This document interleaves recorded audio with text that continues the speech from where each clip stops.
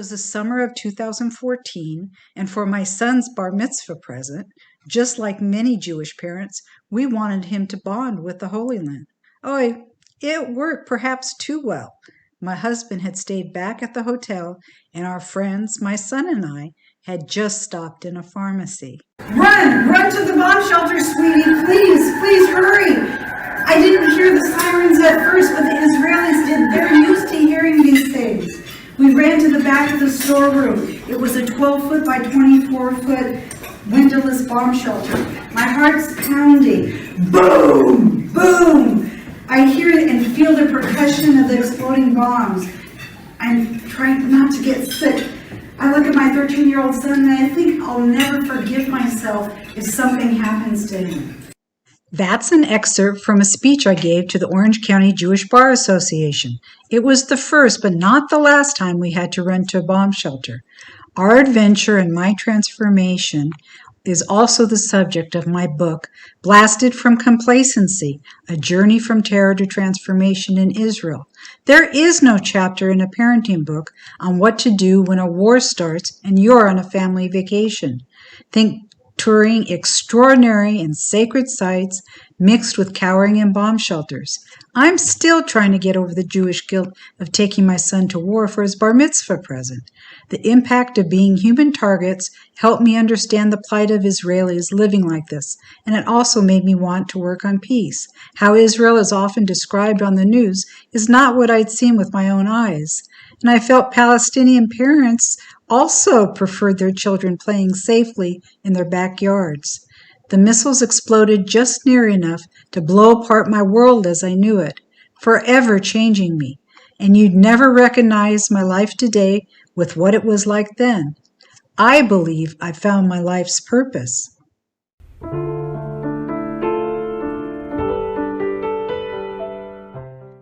Hello, I'm Penny S.Tee, and I'm the host of Peace with Penny. In today's episode, we'll be speaking with Elhanan Miller, a rabbi, Jerusalem journalist, researcher, and the creator of the online initiative People of the Book. Its goal is to introduce basic concepts in Jewish faith to Muslim audiences and vice versa.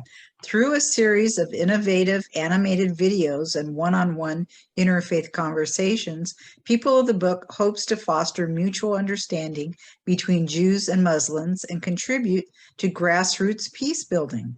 Peace in the Middle East is contingent upon better understanding of each other's religious and cultural backgrounds.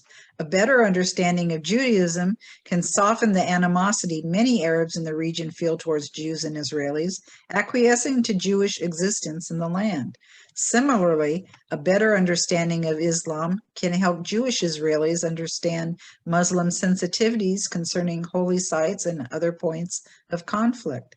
Very little information exists in Arabic about Jews and Judaism, and People of the Book bridges the gap for both the Arab world in Arabic and Islam in Hebrew for the Jewish Israeli audience.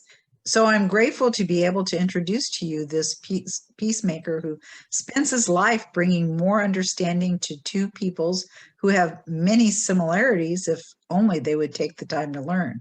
Welcome, Elhanan. Thanks for having me, Penny. It was great to have you. It put a smile on my face when I learned that the organization Roots Shorashim Judah influenced you also to do your work on People of the Book as they did me. Rabbi Hanan Schlesinger and Ali Abu Awad were the first peace activists I met a few months after our fateful trip.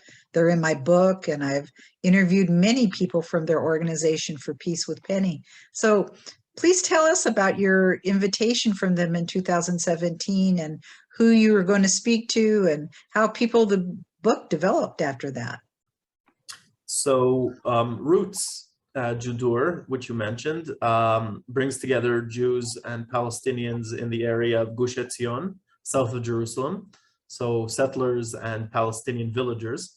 And they invited me and another friend to lecture on basic Judaism and basic Islam to the other religion. In other words, Islam 101 for the Jews and Judaism 101 for the Arabs, and each in their own language. So I had to prepare a short series of lectures about Judaism in Arabic. and introduce, my faith, my religion, on the most basic level to a group of villagers who don't know much about Judaism. And I prepared this elaborate lesson plan, theological, philosophical. And it turned out that the villagers that showed up to that lecture weren't interested so much in the philosophy or the theology, but rather in the mundane day-to-day practices of Jews. So what do we eat? How do we pray? Technically, meaning how do we bow? How many times we bow? Clothing, what do we wear on our heads? What's this strange thing, right, I'm wearing on my head? What is tefillin that we wear when we pray? What is a talit? The things that are visible and the things they knew about.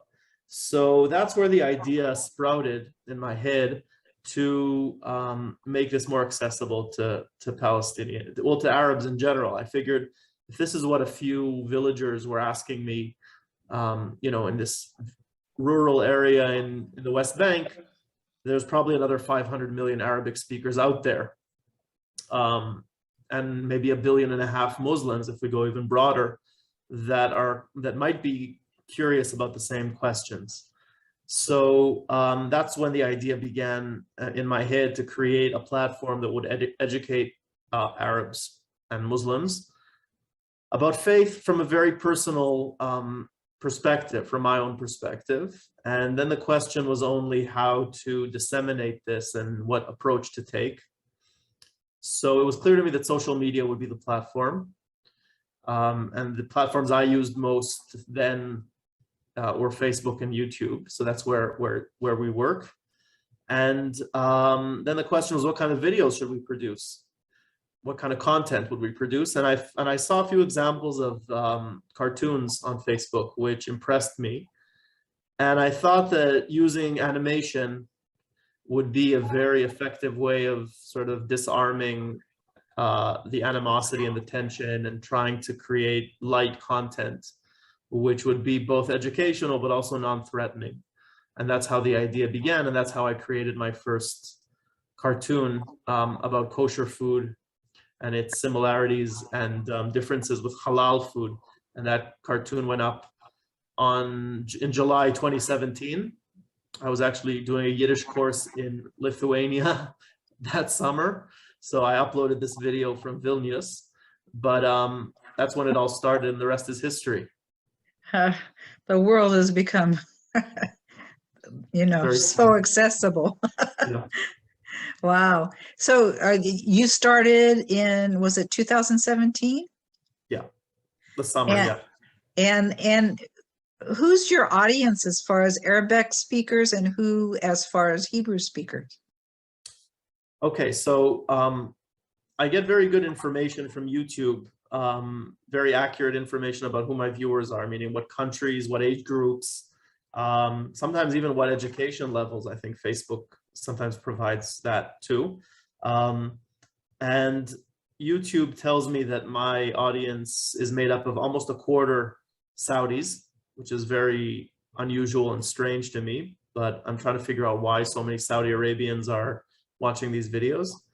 So close to 25% Saudis, then about 10% Egyptians and about 10% Iraqis. And then from there, North Africa, like Algeria, Morocco, and Facebook also Syrians, Iraqis, and Egyptians primarily. So those are the countries where it's viewed the most. It's a young age group that's watching me on these platforms. I think about 70% of my viewers are under 34, mostly university educated. For some reason, 3/4 of my viewers are men and only 1/4 are women. Also trying to figure out why that is. Wow, that really surprises me, because usually, I don't know, I so much of peace work actually, which I regard, although this isn't directly, but a lot of viewers seem to be women. That'd be really interesting to find out why that is. I think it mostly has to do with access to social media and maybe time. Yes, you're right. I don't think it has to do with the interest, that men have more interest in it at all. I think it has to do with the access to these platforms more than anything else. Yes, I think you're right when I stop to think of it. Yeah. Have you any indication what drives their interest in the Arab-speaking countries about Judaism? So I think there's a range of answers to that. In Saudi Arabia, which I mentioned, there hasn't been a Jewish community in 1400 years since the I'd say driving out of the Jews or the defeat of the Jews by the armies of Muhammad and Islam in the early days.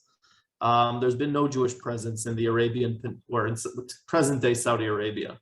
So I think Jews are somewhat of a mythical creature for many Saudis. They've not met Jews on a personal level. They have no memories of living Jewish communities.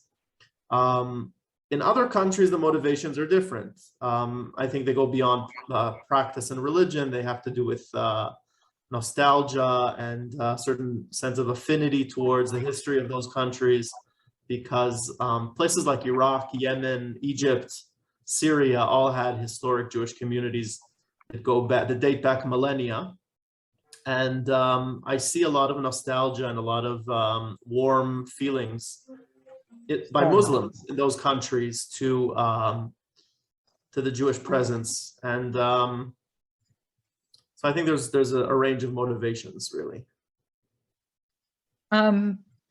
Before we go too much further, I wanted to show one of your clips that I love because it's in English and it's explaining to both Jews and Muslims the other, and it's about the Al-Aqsa Mosque and the Temple Mount. So, hey everyone, I'm Elhanan and I'm Jewish. I'm Suha and I'm Muslim. Today, we're going to discuss an extremely holy site, Al-Aqsa. You mean Temple Mount? Temple Mount? Don't Jews pray at Al-Buraq? Oh, you mean the Kotel. Like you, it's actually the mountain behind it, which is most significant. Oh really? How so?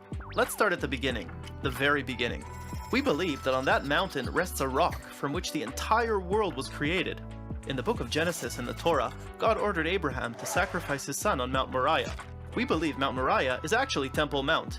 Many centuries later, but still about 3,000 years ago, God ordered King Solomon to build him a temple in Jerusalem, the city which his father, King David, made capital of the Kingdom of Israel. That temple, or Beit HaMikdash in Hebrew, stood for 400 years until it was destroyed by the Babylonians.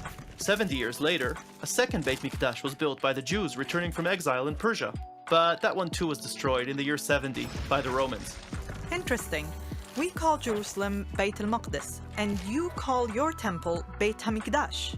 So, why don't you tell me about Temple Mount in Islam? You mean Al-Aqsa? One night, around 1400 years ago, the Archangel Gabriel came to the Prophet Muhammad and led him on a magical night journey, called Isra, from Mecca to Jerusalem. At the mountain, Muhammad tied his magical animal, Al-Buraq, at the wall. He ascended to the heavens, where he met all the prophets, including Moses and Jesus, and received the commandment of prayer 5 times a day.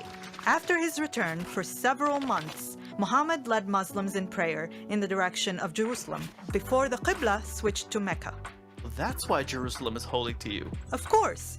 By the end of the 7th century, 2 monumental Muslim structures stood on the mountain: the Dome of the Rock, built over the same holy rock you mentioned earlier, and Al-Aqsa Mosque, on the southern end of the plaza. Both were constructed by the Umayyad Caliph Abd al-Malik. The entire plaza is known as Al-Aqsa or Al-Haram al-Sharif, and is holy to Muslims. According to our tradition, praying on Al-Aqsa is worth hundreds or even thousands of regular prayers. Jerusalem is our 3rd holiest city after Mecca and Medina.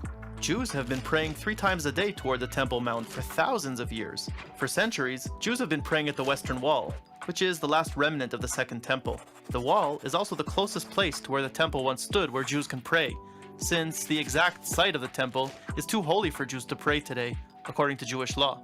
Access to the mountain was also restricted by foreign rulers over the centuries. So can I ask you a sensitive question? Sure. Do you want to rebuild your temple? Well, it's complicated. We do pray for God to rebuild Beit HaMikdash in the future. But until God decides to do so, our synagogues and the Western Wall are where we traditionally pray. Okay, so let me get this straight. You call it Temple Mount and the Kotel, And you call it Al-Aqsa and Al-Buraq. but I think we can agree that it's one of the holiest places on the planet. So we need to protect it and respect it for all of our sakes.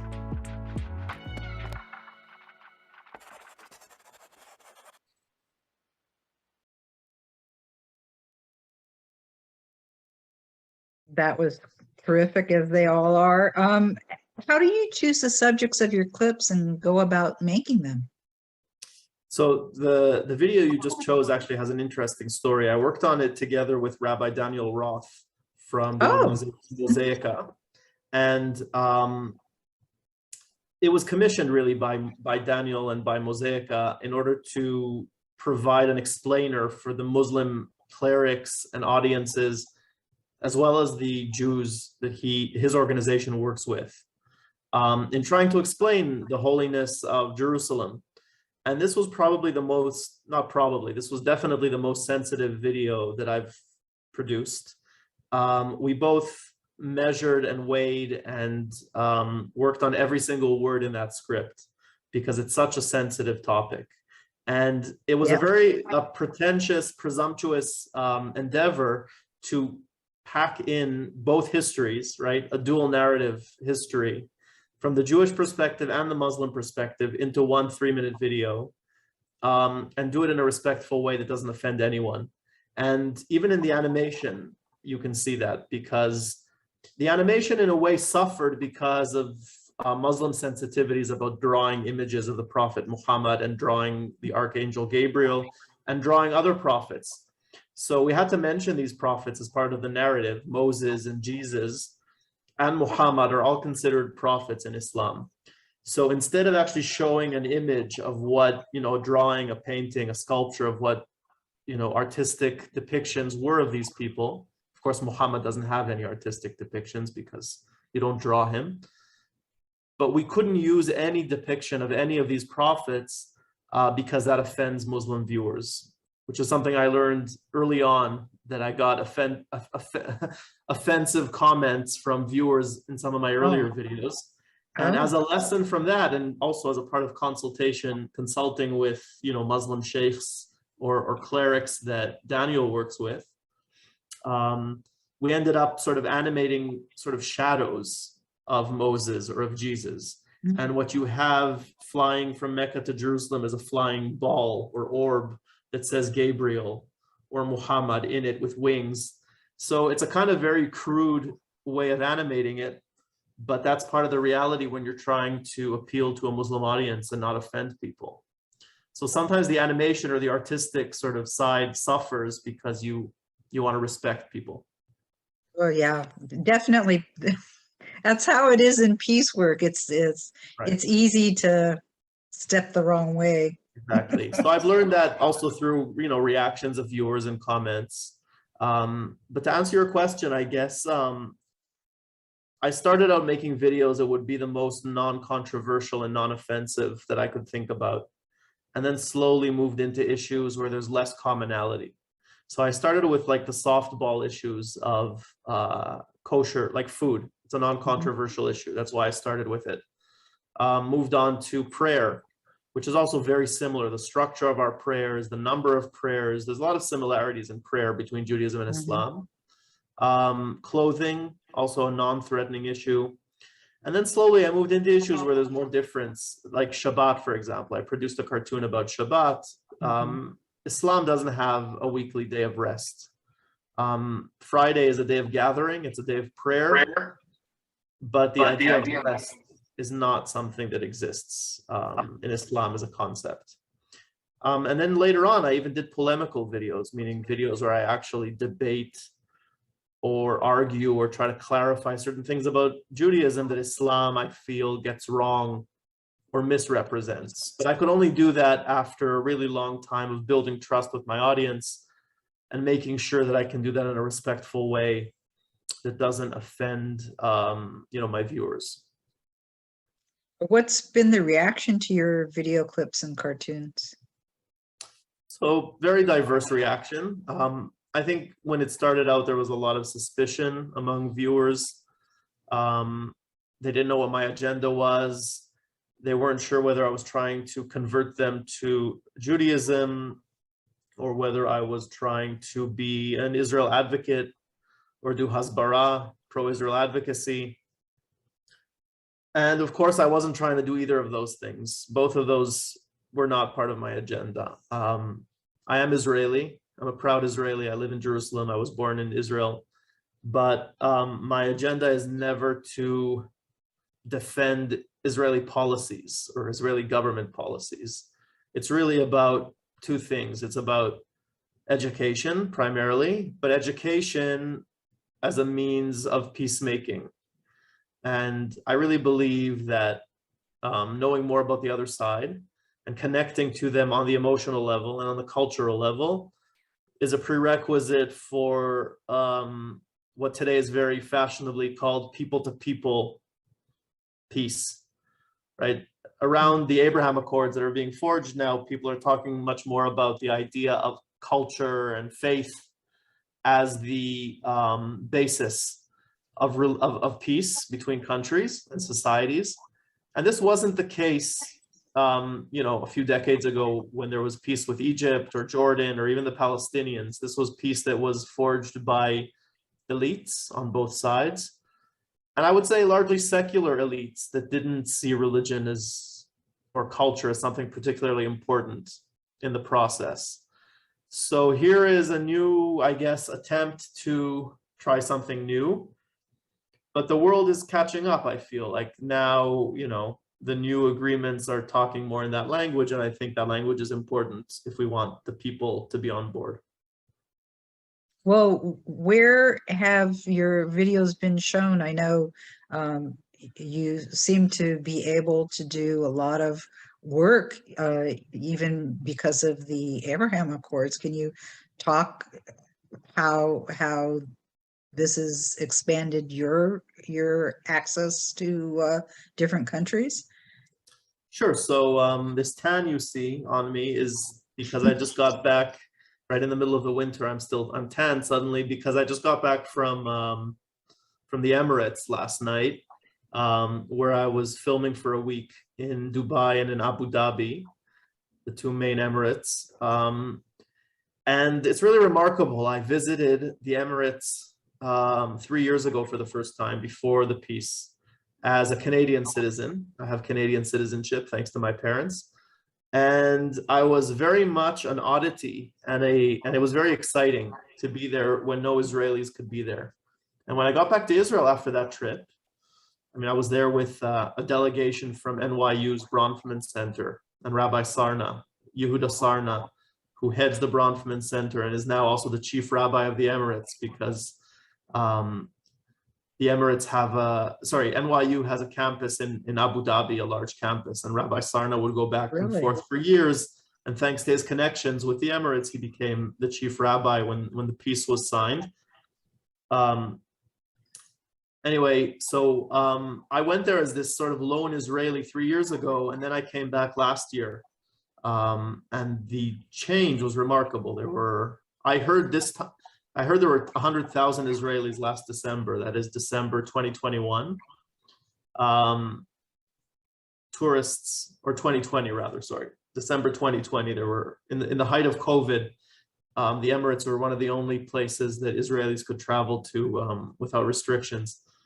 So all the Israeli tourism went to Dubai and to the malls. Wow. And yeah. So that's a difference. Yeah, so the change within the span of 2 years was absolutely stunning. And now I came back for the third time, and I was able to do filming in Dubai and Abu Dhabi and film Arabic-speaking Jews, including the chief rabbi on the ground, Rabbi Eli Abadi in Dubai, a Yemeni family living in Abu Dhabi who was being protected by the ruler of Abu Dhabi and given refuge from the war in Yemen, and others, and visit museums and other points of interest. So the freedom that I can enjoy as a practicing observant Jew and Israeli in the Emirates is something unparalleled in any of the other Arab countries, including the ones that we have peace with. In Egypt, I visited Egypt a number of times. there's nothing even close to the amount of freedom that you have in the Emirates in Egypt. You can't walk around with a kippah on your head in Cairo or in Alexandria without fear. So the impact is that I can actually travel to these countries and film, for example, as I did last week, a Torah dedication, a Torah scroll dedication in the Jewish community, the now newly sort of established Jewish community of Dubai. So people are now donating Torah scrolls, some of whom are dedicated to prominent leaders and figureheads in the Emirates. And, the future, at least in that sense, with the more remote countries, looks very rosy. Maybe less so with our neighbors, the Palestinians, at the moment, which is, of course, much more important. But these new horizons with some of the Arab countries, I think, are also promising. Out of curiosity, what's the Jewish population there at this point? So I don't know the exact numbers, but they've just established a Jewish Association of Jews of the Gulf. I don't want to misquote the exact name of the organization, but it's headed again by Rabbi Abadi, who's based in Dubai. And there are Jews, in the tens probably living in other countries that still don't have communities. I'm talking about Bahrain, Saudi Arabia, Oman, probably even Kuwait. These are Jews, with the exception of Bahrain, which has a 100-year-old Jewish community of Iraqi Jews that came there about a century ago. These countries don't have established Jewish communities. Of course, Yemen, which has an ancient Jewish community. The Gulf countries are mostly expats and business people and diplomats who are working, either in the oil industry or in business or in government or whatever. And you find a lot of Jews in these countries, and some of them live very lonely Jewish lives, in these areas, and they need support, right? They need matzahs on Passover. They need maybe services. So it's really exciting to see now a Jewish organization or supporting these Jews in countries that typically don't have that many Jews. So getting back to people of the book, you have different types of clips. And can you talk about them and who you share the narratives with? For instance, what's the series Jews of the Middle East? Sure. So I guess Jews of the Middle East is the third phase that people of the book went through. Let me just go through the second phase first. Sure, sure. Or you can go from the first to the second to the third. Yeah. I want to go chronologically as it actually developed right through time. So in the cartoons, I felt at some point that I was explaining things to my audience from a Jewish perspective, but I was kind of looking down a little bit at my audience as people who lack knowledge and are a little bit simple. And that's also how the way we built our cartoons, where you have a Muslim woman who is Suha Khalifa, who was my colleague at the Times of Israel when I was a journalist there. And she's been hugely instrumental and helpful in translating and then narrating my scripts. And she's actually like the Muslim protagonist, right, in the videos. But she has the role of the simple woman asking the naive questions. And I felt like I need to delve deeper with my audience and give them a sense of parity, right, or of equality with me. And that's when I started searching for a Muslim counterpart, preferably a woman, to balance it, who we could speak sort of at an eye-to-eye level about commonalities and about really deep issues that trouble us as believers in the 21st century. So, for example, conflict between scripture and morality, or being a minority in Israel, if you're an Arab, or food. So there were lighter subjects, there were deeper subjects, and we filmed a series of videos in Arabic and in Hebrew, because those were the two languages that my partner, Thana Jawabra, who was fantastic, now Celia Jawabra. She changed her name since we filmed, and she was a fantastic, candid, honest, deep thinking, deep feeling counterpart. And so I called that series Close Neighbors. sort of resonating with or evoking this phrase or saying both in Arabic and Hebrew that says close neighbors are better than remote relatives or remote brothers.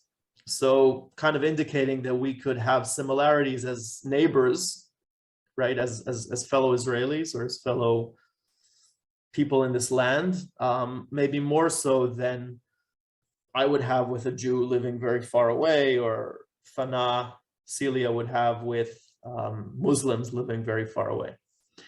And that series did very well. It did well in Arabic, but it did even better in Hebrew, surprisingly, because it was picked up by Israel's #1 news channel, Ynet.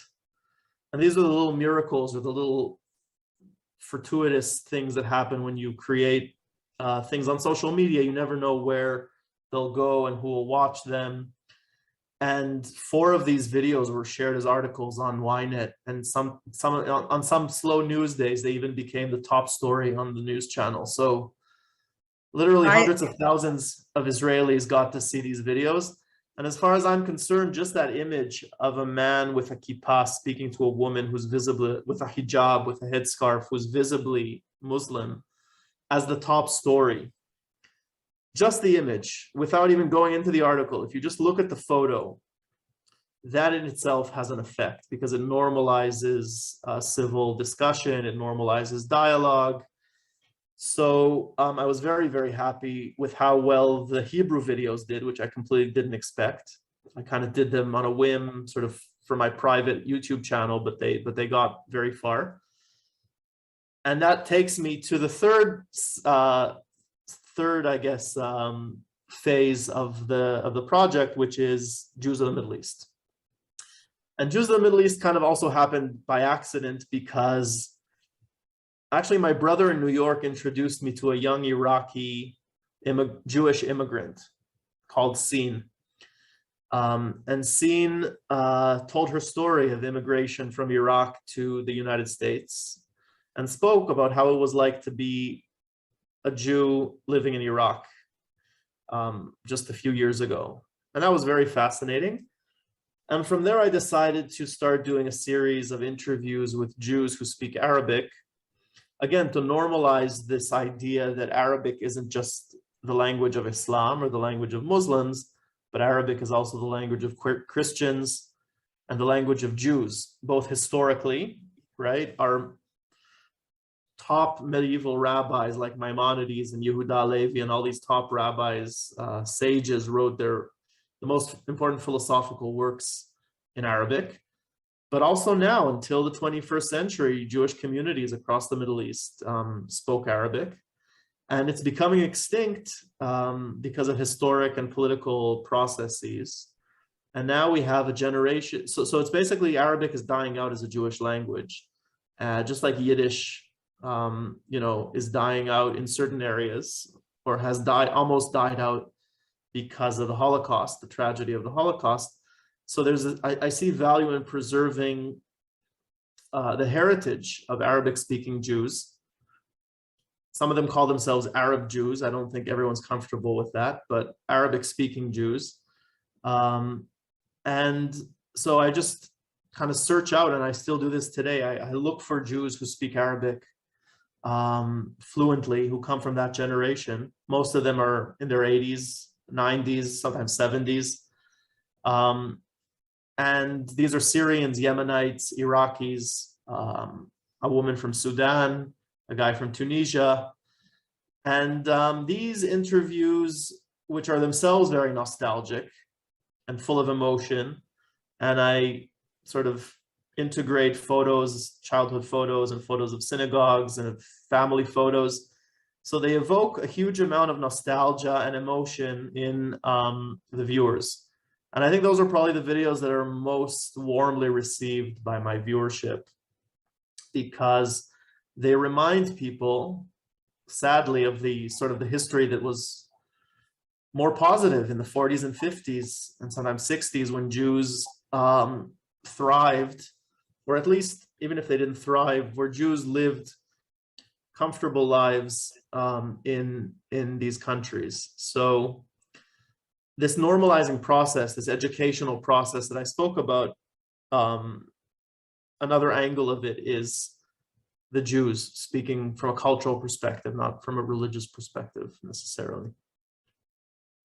Well, you have so many different angles to what you do as a person, and one is a speaker. And I just, one of your topics that I came across, it said, was speaking to terrorist dads. And as I understand it, it's about the recent wave of Palestinian stabbing attacks that you say has caught many Israelis by surprise. And why surprise? Unfortunately, stabbing attacks are nothing new in Israel, but I did wonder about that. But can you talk about that? Just be the topic is well, it draws you in. So I wanted to ask you about that. Yeah.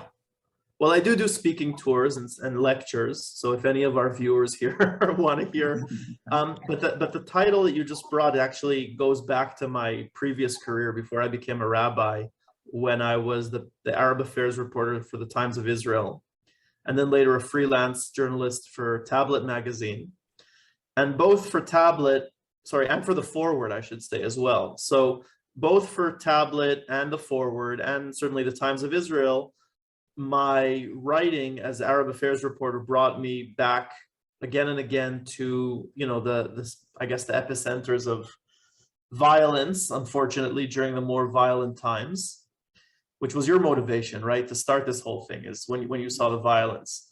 So unfortunately, waves of violence, you know, they ebb and flow. As we speak now, there's another looming danger of, you know, of uprisings or violence in Jerusalem, in the Sheikh Jarrah neighborhood. So these things come and go. Things are quiet now, but there's no knowing what'll be in the future. And around 2016, there was a wave of stabbings, especially of young Palestinians, sometimes very young, 15, 16-year-olds in many cases. And their stories brought me to Hebron. I mean, I also went into their social media accounts and tried to figure out what was motivating them. But as a reporter, I also went to the field and went and interviewed, I had opportunities to interview a number of fathers of stabbers, or of failed stabbers, I should say, because many of them were killed by the army or by security before they could have a chance to stab Israelis. And what I found out, and this was sort of elaborated, spelled out in an article I published in Tablet, was that there's this generational gap between the parents' generation and the children's generation of Palestinians, where the parents, this is pre-First Intifada, so people who worked and, you know, and made their careers in the 80s and early 90s, often speak Hebrew. They work inside Israel. They have Israeli friends in many cases. And what happened post the year 2000, especially with the second Intifada erupting, was, and then 2 years later, the security barrier or the wall going up and separating physically Palestinians from Israelis, was that an entire generation of Palestinians grew up not knowing Israelis, having no access to Israel, either the job market or schools. And you have a whole generation, especially in the city of Hebron, where people are just grown up frustrated, sad, with the only contact, I guess, the only contact they have with Israelis is either with the soldiers that are guarding Hebron or the settlers in Hebron, who aren't always the most moderate. And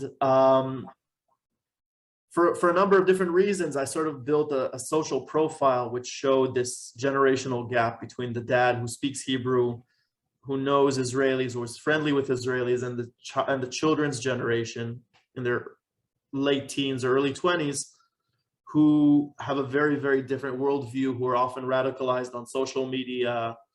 And that's sort of the lecture. That's the talk I have about speaking to terrorists' dads. Of course, that's not the only, angle in which I covered Palestinian affairs, but around the violence, I guess that was my focus. Barriers, they are always a problem in so many regards, whether internally or externally. So I did want to ask some personal questions because, again, I am curious what created this human being who's been able to work so well in both cultures. And I believe you were born in Jerusalem to Canadian parents. When did your parents make Aliyah and why? My parents made Aliyah from Toronto, Canada in the 1970s, actually in 1973. So only 2 months before the Yom Kippur War broke out. So their Welcome to Israel party was a major war. It's like taking my son to war for his bar mitzvah present. Right, but they persevered and stayed and had my brother and I in Israel, and we were raised in Jerusalem in a pretty Anglo Olim neighborhood called Ramot in Northwest Jerusalem. So I grew up in a very English-speaking surrounding in an Anglo bubble, so to speak. My synagogue, my community was very heavily English-speaking, but of course my friends in school, both in primary school and high school, were Israelis. So I kind of lived in two worlds in a way. I was English-speaking at home and Hebrew-speaking outside. My education was a pretty standard religious, modern Orthodox education in Israel. So I was educated in the public school system of Israel, which in my case meant religious public school system, because I was sent to religious schools, and in Israel you can get a public school education in the religious stream. So that means that from kindergarten until the end of 12th grade, I was taught by primarily religious teachers, and it became boys only from around grade 6 up until the end of high school. And my high school was a boys' high school called Himmelfarb, which was a relatively prestigious high school in the public school system. And the best thing about it was that it offered Arabic on a very high level, to my great joy, because by the time I entered high school, after middle school, I was very much into Arabic already. And why? Which I started learning I'm in just 7th curious grade. what gave you this passion? Because I mean, is it a common passion? I just don't think of Arabic as being the first thought for a Jewish Israeli kid. You're absolutely right. It's not at all a common passion. Not at all. Israeli Jews don't need Arabic to get along in society or in life. It's very much a luxury, or which isn't the case in the opposite direction. Obviously, Arabs, the 20% Arab minority in Israel, who also study the Israeli curriculum, they have to know Hebrew in order to manage in university and in the job market. But we have the luxury of giving up. I mean the Jewish Israelis have the luxury of not studying Arabic. But I fell in love with the language when I started studying it in 7th grade. My teacher was an ultra-Orthodox woman, like many of my my first teacher, like many of my teachers in primary school. And I guess Arabic was really my first foreign language as an adult, because I grew up bilingual. So I don't ever remember studying English or Hebrew. They were both spoken forever since I was born. And at 13, it was the first foreign language I was studying, and it excited me to a great extent. And I guess I felt I had a talent for languages, or they caused me a lot of fun. And I also saw the similarities between Arabic and Hebrew, of course, which meant that it came pretty easily to me.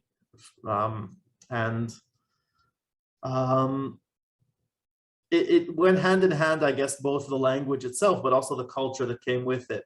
And I was always interested in people and how you use language to learn culture and religion. Because by the time we were in high school, part of the curriculum, what you get tested on at the end of high school, is not just the language, but also classic Arabic literature that talks about pre-Islamic culture and post-Islamic culture. And we have to memorize. I had a teacher who made us memorize Quran, verses from the Quran, and we get tested on it in our finals. So, which came in very, very handy later, because if you can stand there and quote an entire chapter of a Quran to a Muslim in Arabic, it has a huge, it has such a profound effect on the relationship. Impression, huh? That's something. And of course, it works on the other way around as well. I mean, I just interviewed now in Abu Dhabi, I just interviewed a very remarkable man who's my age, who took an interest in Judaism and in Hebrew.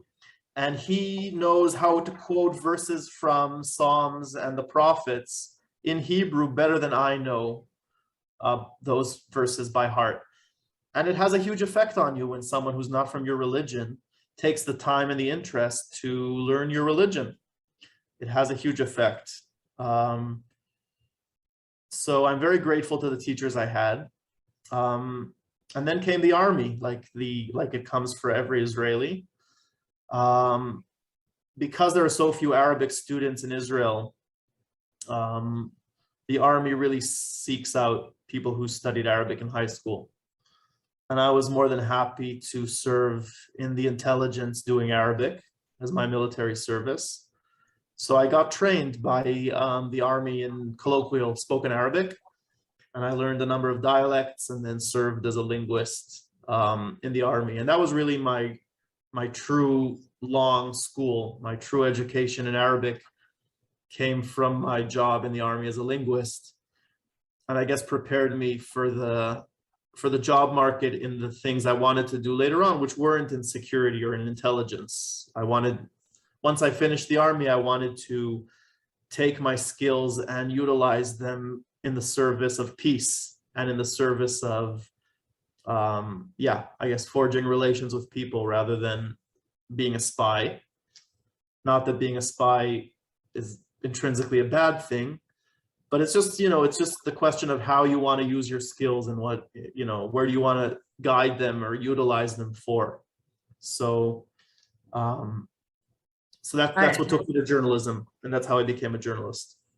Well, you've always had, from speaking to you and learning about you, the spirit of adventure. And you told me the story of when you were 13 and you volunteered for Magen David Adom, the ambulance system, because you wanted to, that was your first interactions with Arabs or Palestinians. Yeah. Can we talk a little bit about that? Because just the thought of that is, I think it makes a very interesting beginning to your adventures, your life's adventures. So the Israeli reality puts you in, I think Israel gives a lot of responsibility to people very young, very early on.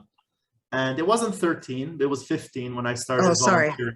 13 would be very young, but at 15 you can actually start volunteering in Israel in the ambulance services as a volunteer, and you go out to real cases with the driver, who's an emergency professional, a medical professional, and you can see serious things. I mean, you can actually do CPR. At the time, there were buses blowing up in Jerusalem in the 90s when I was that age. So thankfully, I never went into major suicide attacks. But I did see a lot of violence, including political violence. But these ambulances serve both East and West Jerusalem, meaning they serve both the Jewish population, which is 60%, and also the Arab Palestinian population, which is 40% of Jerusalem. And I guess in my heart, I always used that volunteering as a tool to also improve my Arabic, not just to help people, but also to speak to the Palestinian Arab ambulance drivers were quite a few of them. But also in emergencies to get called to East Jerusalem, into the old city of Jerusalem, where there were cases. And I spoke to Palestinians in Arabic. Now, I don't exactly know how I got the skill to speak spoken Arabic, like colloquial spoken Arabic, but I guess I somehow picked it up from somewhere and kind of, I guess, adapted my school Arabic to conversational Arabic somehow through practice, through these volunteering experiences. And it's terrible to say, but I would kind of get more excited when I got called to East Jerusalem, not because, God forbid, I wanted Palestinians to be more sick, but because I actually wanted to practice my Arabic and improve my Arabic. Yeah. And like I kind of alluded to, you've had some really interesting jobs throughout your life. And at one point you were working for the Jewish Agency in Paris. Could you talk, first of all, for our listeners, what is the Jewish Agency and what were you doing in Paris doing that? Yeah, so the Jewish Agency is one of the main Zionist institutions that predated the State of Israel, and I guess was one of the institutions on which Israel was founded. So our first prime minister, for example, David Ben-Gurion, was the head of the Jewish Agency before he was the first prime minister. So the job of the Jewish Agency has really changed over the years from an organization who was supposed to lobby for the foundation of Israel and mostly bring Jews on Aliyah. And that's still one of the main jobs of the Jewish Agency, is to encourage immigration or Aliyah to Israel. But today, with numbers of Olim really waning and dropping drastically, the Jewish Agency tries to connect communities of Jews abroad and Israel. And it does that mostly through education these days. It has different tasks, but I would say that's the main task is education. And coming out of my master's degree at Hebrew U with a degree in Middle East Studies and Arabic, I didn't really find a job fast enough. I knew I wanted to be a journalist. I sent my CV out to many places and got no calls back. And in my, I don't want to say in my despair, but I figured if I'm not finding a job, I'm not going to just hang around, but I'll volunteer and do something else. And the opportunity came up to volunteer with communities abroad.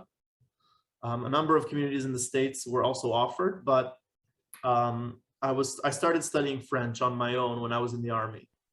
How many languages do you speak? I'm working on my 7th one now. I can't say that I'm the 6th. They are Hebrew and English, Arabic, French, German, Yiddish. Holy moly. I can't say that all of those, and now I'm working on Farsi or Persian is my 7th that I'm working on. I can't say that they're all at the same level, Sure. But the first 4 plus Yiddish are pretty good, pretty conversational. German is tough. I've neglected that language, and also Yiddish kind of overrides it. But anyway, so that's what led me to Paris. I was already basically conversational by the time I'd finished my master's, and I thought it would be a nice adventure to live outside of Israel for the first time, because I'd never really lived outside of Israel. Even though I visited many countries, I never really lived. And so that was the first time I actually spent almost a year teaching Jewish studies to Jews in Paris in a large private school called Yavne in Paris. And it was a great experience. It was,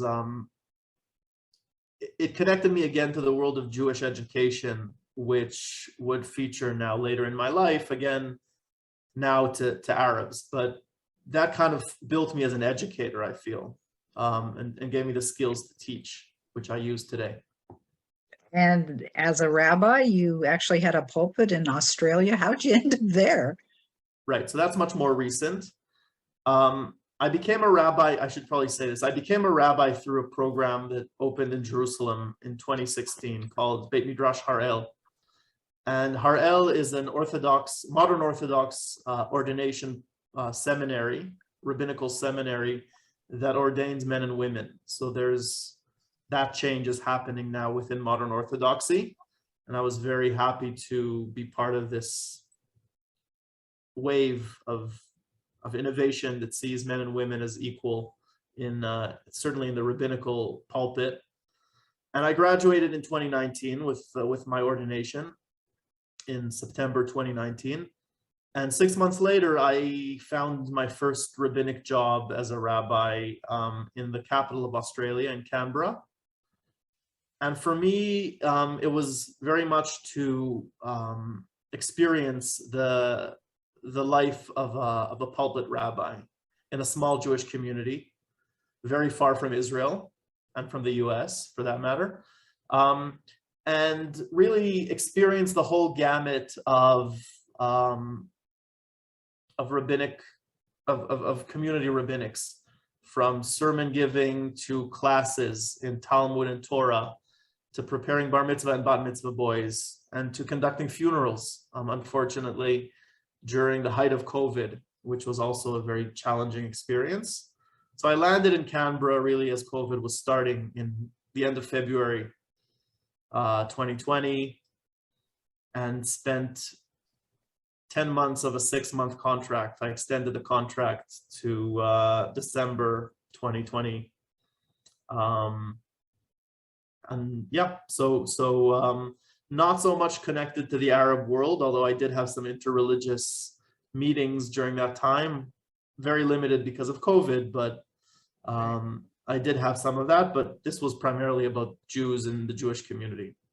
Yeah, I couldn't resist delving into your personal background because it's been so very interesting. But now I want to get back to people of the book. So I'd like to share some videos. First, let's show a clip about the Jewish prayer explained to Muslims. I loved how it pointed out some similarities between Muslims and Jews. So again, let me share my screen. Hi everyone! Today Elhanan joins me to explain... Sorry, Suha, I'm really in a hurry. The sun is setting and I haven't prayed Mincha yet. Mincha? What's that? Mincha's the name of our afternoon prayer. Religious Jews pray 3 times a day. Shacharit in the morning, after sunrise, Mincha in the afternoon before sunset, and Ma'ariv at night, after the stars come out. How do you know exactly when to pray? Do you have a muezzin like we do? No, but some Jews use an app on their phone to remind them to pray. So you pray just 3 times a day, not 5? Exactly. Our prayers were meant to replace the animal sacrifices which were held in the ancient temple of Jerusalem. Another tradition holds that our forefathers, Abraham, Isaac, and Jacob, established Shacharit, Mincha, and Ma'ariv. In our prayers, we face Jerusalem, just as you face Mecca. We can pray alone, anywhere. Can you do the same? We can, but it's always better to pray in a group of 10 Jews. Any Jews, known as a minyan. Alright, and do you do anything special when praying? We cover our eyes as we read a prayer called Shema Yisrael, which speaks of our love of God and adherence to His commandments. It's quite similar to your Fatiha, actually. That's it? Well, the guidelines are quite flexible for us, except for the prayer of Shmoneh Esrei, the climax of our ritual where we must stand still without moving, ignoring everything happening around us. Shmoneh Esrei, as in 18? 18 blessings is a lot. It's actually 19, don't ask. During this prayer, also known as the standing prayer or Amidah, we bow 4 times. We bow right to the ground like Muslims only twice a year, during the festivals of Rosh Hashanah and Yom Kippur, where the prayers are very long. Okay, what happens if you miss a prayer? Are you allowed to make it up in the next one? Depends. You can only do that if you had no choice. Why do you ask? Because the sun is getting really low. Suha!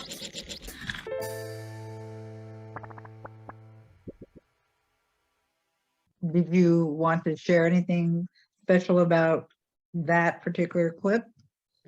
Yeah, I mean, it takes me back to the very beginning of the project. This was the Right. second video. This was the second video we produced. And it was a bit of a rude awakening in a way because I made 2 faux pas. I made 2 mistakes with my audience in this video, and it taught me a lot. The first was that, I mean, I give my animators a complete free hand in adding humor and making the scripts that I write funny, because I'm a little bit serious, and they really want the viewers to laugh, and it's been hugely successful. So you have help with that. You get your funny bone. You import your funny bone from other writers. I try to be funny, but a lot of the laughs come from the visual side. So the animators have this idea of how to draw things in a way that will be funny. And when they drew the cat jumping out in fright when the muezzin calls, I got and still get complaints from viewers that I'm hostile to the call to prayer, that So lesson number one that I learned was, when there's humor, it has to be self-deprecating humor.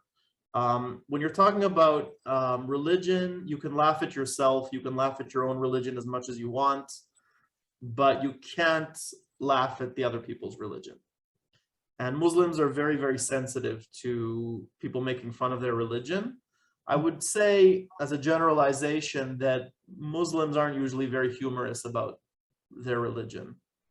So, for example, Woody Allen can make jokes about Jews, right? Or Seinfeld, but if someone else makes them, that could be misconstrued as anti-Semitic or interpreted as anti-Semitic, right? So we have those sensitivities too, obviously. Oh, yeah.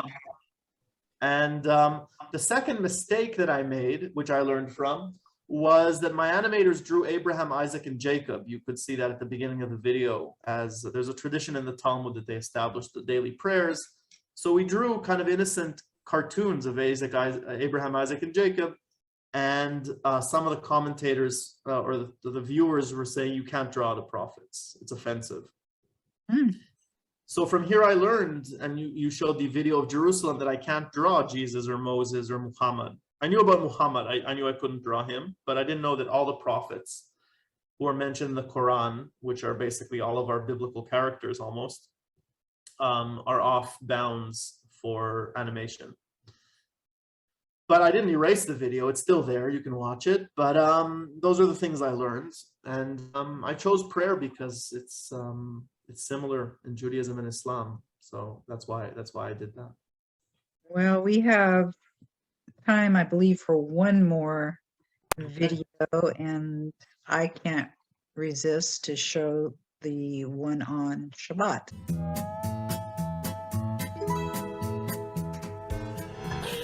Yo, Elhanan, why are you in such a rush? It's Friday afternoon and I need to get home to prepare for Shabbat. Shabbat? That's the Jewish day of rest, right? Exactly. Let's start from the top. According to Jewish belief, God created the universe in 6 days, then stopped on the 7th. Judaism commands us to emulate God. We work for 6 days and rest on the Sabbath. Okay, so what's the hurry? It's still Friday. Right, but the Jewish day begins at sunset, not sunrise. Women traditionally welcome the Sabbath by lighting 2 candles. Then we head to synagogue for a special evening prayer filled with spiritual singing. Sounds cool. When we return, we sanctify the day with a blessing over wine, known as Kiddush. Our dinner feast begins with 2 loaves of bread called challah. Just 2? It's meant to remind us of the Exodus from Egypt.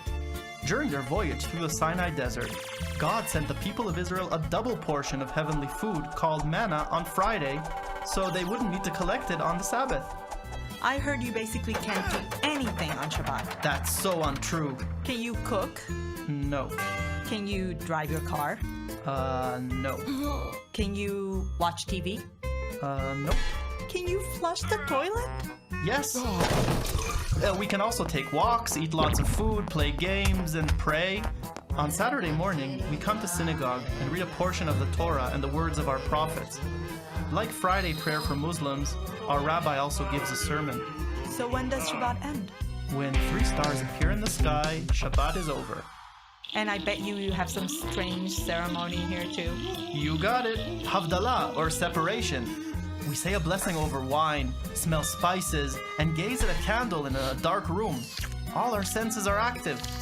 Havdalah is the end of the holy period of Shabbat and marks the start of a new week. So, wanna come over for Shabbat? Thanks. But let's meet on Sunday, alright?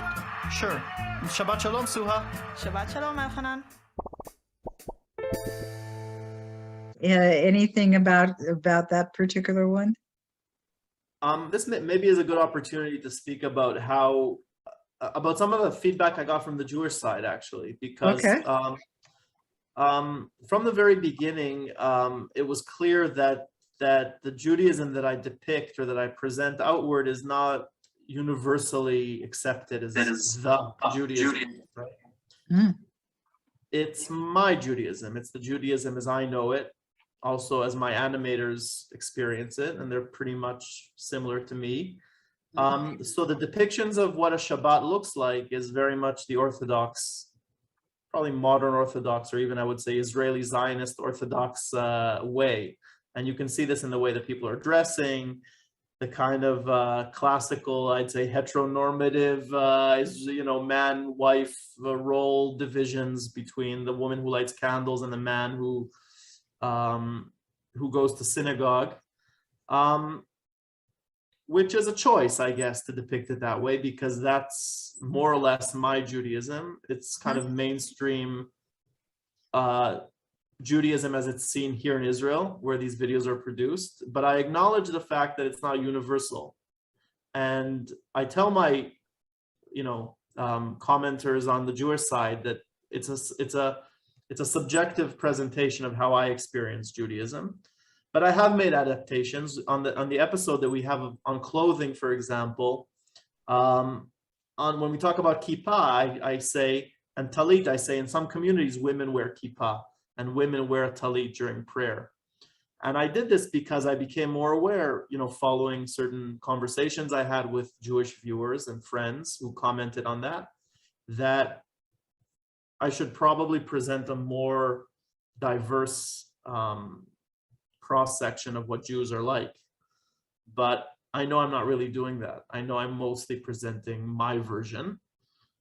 I'll say in parentheses that I also think that version is more close to Islam and maybe creates more affinity with Muslims, because Islam, like Judaism, is a Sharia or is a halachic religion. So it's a religion that is based on practice and laws. So if you adhere to the Judaism version that doesn't see practice or legalism, right, and rituals as the center of your Judaism, then you might be a little bit more distant than the average Muslim. So the average Orthodox Jew, I think, is more similar to the average Orthodox Muslim. So my orthodoxy, in a sense, helps me, I think, communicate on a more visceral level with my Muslim followers. For your final question, what's your next big goal for how people of the book would be used for peace? Wow, that's a challenging question. On one level, I guess I would like to find a partner who's Muslim, who shares my worldview of being self-critical and funny and innovative about religion.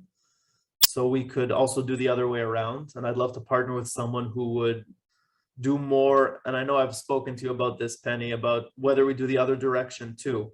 And for now, it's mostly Judaism explained to Muslims. I would like the other direction as well, but it has to be authentic and come from someone Muslim who genuinely wants to explain Islam from a personal place.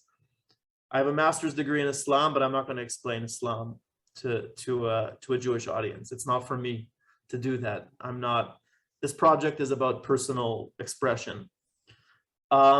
I guess I have a dream kind of to be the rabbi that, communicates with the Muslim world and uses my language skills to build bridges and have meetings with very senior Muslim figureheads and leaders as people of faith. But maybe beyond that, just religious diplomacy, I guess you could call it, using culture and religion as a tool to create diplomacy.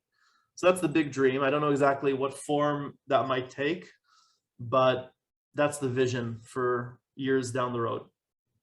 Well, I know I've expressed to you my opinion that there'd be a huge market for what you do in all these Hebrew schools and religious schools in the U.S., selling it to our kids that we drag to Hebrew school and such. That I've heard but that. I've actually you heard know that people, other Jews who were telling me that a lot of stuff, that they learned a lot of new stuff from my videos, which makes me very happy too. yeah, I learned as an adult as well, from your videos, and it's very enjoyable. And when I think of kids and growing up, and you've got the vision of your parents dragging you to Hebrew school, etc., that to make it more enjoyable would be a great thing. Next week, on Tuesday, September 13th, we're very excited. It's the opening of Peace with Penny Season 4. We'll be kicking off Season 4 of Peace with Penny by doing a special 3-part series, interviewing a unique peace organization called Hands of Peace. We had spoken with them at the beginning of the year and wanted to learn more about them. Hands of Peace empowers American, Israeli, and Palestinian high school students to become agents of change, and it's only the beginning. After their first year experience as a hand, there's more leadership experiences to explore. How do they do this? Each summer, Hands of Peace brings American, Israeli, and Palestinian youth together in Chicago and San Diego for their beginning 3-week experiences. In dialogue sessions led by professional facilitators from the Middle East, the teens learn about the other. They share complicated and sometimes painful stories about the conflict and explore peaceful solutions to foster equality, freedom, and justice. The participants stay with host families in the local areas and are provided a homey atmosphere, forming friendships that can last a lifetime. After the summer program, they're encouraged to join the 750 Hands of Peace alumni for additional engaging leadership experiences. We hope you'll join us, and for now, may you all live in peace, shalom, and salam.